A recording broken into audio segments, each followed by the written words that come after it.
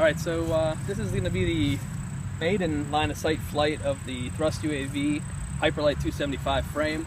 I'm running the AS32 on there, got the T-motors, got the everything all done up for line-of-sight, so we're going to give it the first shot here, see if we configured everything right in base flight, and then we're going to mount it up with FPV gear and see what we got, so let's give it a shot.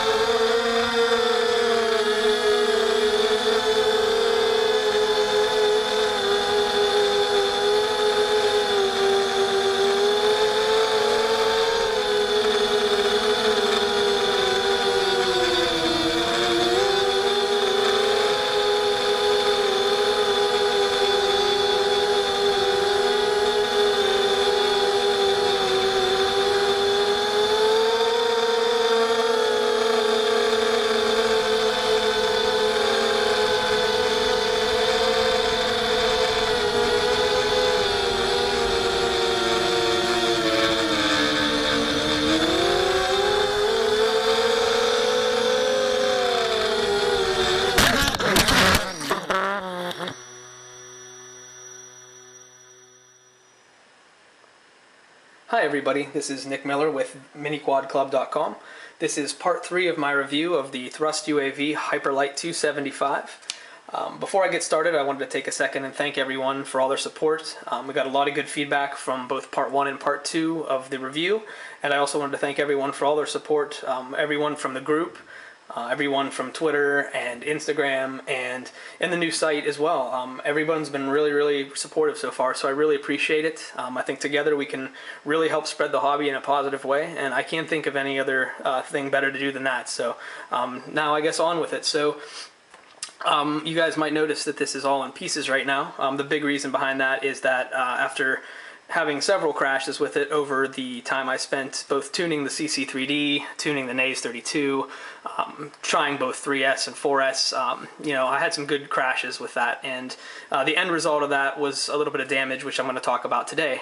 The reason why it's all torn down is that I felt that I really wanted to make sure that when I talked about the issue that I came across, that it didn't involve anything else that was on the quad frame. So I can say that after doing a complete teardown, that everything else from my 4T motors, the ESCs, a couple of them broke free a few times in crashes just because I used hot glue instead of tape or servo tape. So a couple of you mentioned using tape, and tape would probably be better. So I might switch it up and start using tape under the ESCs when I go to rebuild this guy. I wanted to talk a little bit about the actual frame itself. It held up through quite a bit of abuse. I'm not really sure when the damage occurred because I had the Mobius on the front for balance a lot of times and wasn't running it for video just because it was still in tuning phases, so it really wasn't anything to look at. So I don't have video of all the crashes. Maybe in the future I will try to review you know, all the crashes and try to run the Mobius at all times, but I just didn't, I guess I just didn't think to keep it running when from flying line of sight at first. So the good news is that this entire frame has maintained its rigidity. There's no damage anywhere, any way, shape, or form to any of the carbon surfaces, the ESC board. I landed on this plenty of times, a couple times on concrete and slid across actually, and not even scratches on it. It really lands on the heads of these screws, and so it kind of just slid across the few times I did come in contact with my driveway. So no real complaints about any of this. Held up really well. So that's number one. Number two, nothing else was damaged. I went through receiver, the nays, all my cabling, motors, things like that. Everything survived the crashes. And the thing that didn't survive, which we're going to talk about right now, is one of the arms. So let me get a close-up of this to really start off, just so everybody sees what happened. So this side of the arm obviously broke, and this side has a slight stress fracture, which I think you can see there. So as I said, I don't have all the crashes on video. I wish I did. There were probably a good, I'd have to say, between 8 and 12 over the course of my tuning and flying. Some of them were just, you know, emergency landings, so to speak. Other times they were far more brutal.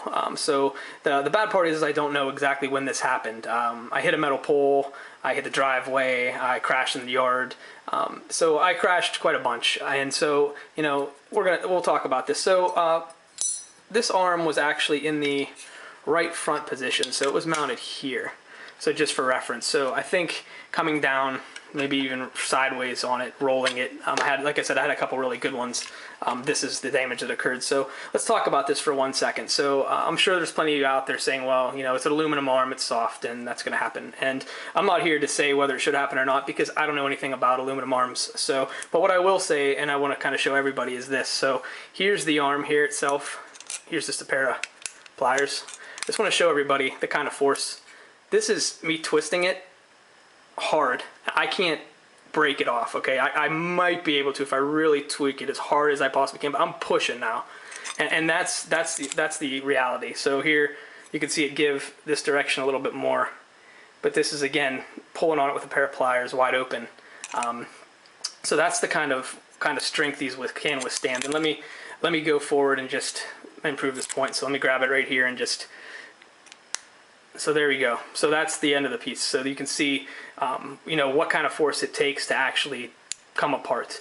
As far as, you know, did I crash hard enough to expect this kind of damage to happen?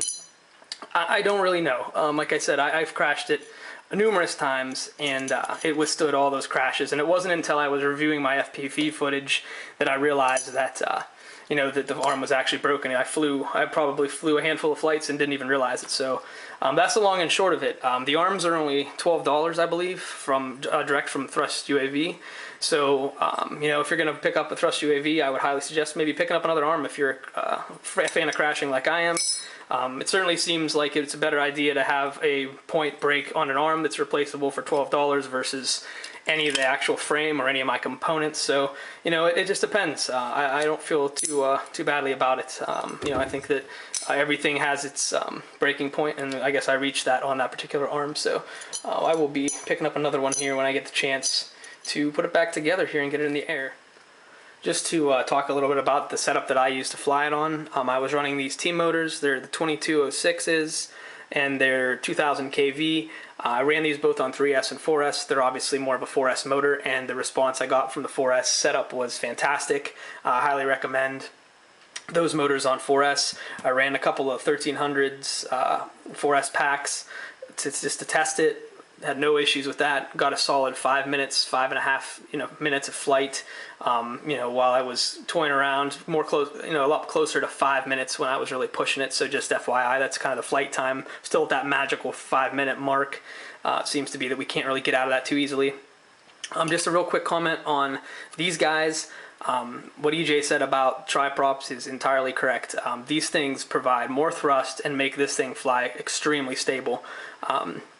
I know there's a few more of you in the group that have been trying these and had the same results, so I know that to some they might look a little silly at first, but these things really do help. These 50-40s, I'd suggest you check them out and see. They definitely impact the flight times a little bit. I was able to squeeze an extra maybe 30 seconds to 45 seconds out of my normal 5x4s, but for the extra thrust and stability, I really made this frame ride on rails. Okay, so just some final thoughts on the HyperLite 275. I really do like the way this frame looks and some of the features it does have. You know, you can put the Mobius on top, the Mobius inside. It holds a GoPro inside of the nose, which is pretty impressive. It also has 4 different mounting patterns, or mounting holes, I should say, for a pivot-mounted camera, a swivel mount. So if you have an FPV cam that's on a swivel mount, you have 4 options as far as where to place it inside, so that's kind of nice.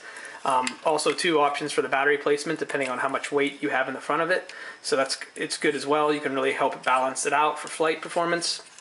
And I also really appreciated the power distribution board. It made not only for a clean installation but also an easy installation without having to worry about where I was going to run all these extra wires. So all in all, you know, I was very pleased with this portion of the frame.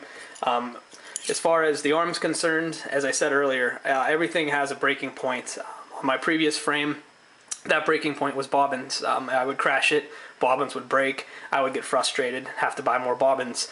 In this case, I crashed enough to where I damaged an arm, so now I have to buy another arm. For me, I think that damaging a $12 arm is a heck of a lot better than damaging any of the actual frame pieces, the carbon fiber, any of that. And it certainly is better than damaging any of the components, VTX, motors, receivers. We all have a lot of equipment that's tucked inside these small frames. So I think I would rather have damage come to an arm than the rest of this. So that being said, I really appreciate everybody's tuning in to parts 1, 2, and 3. Thank you so much for all your support with the Mini Quad Club, and I look forward to seeing your comments. So thanks again. This is Nick Miller signing off.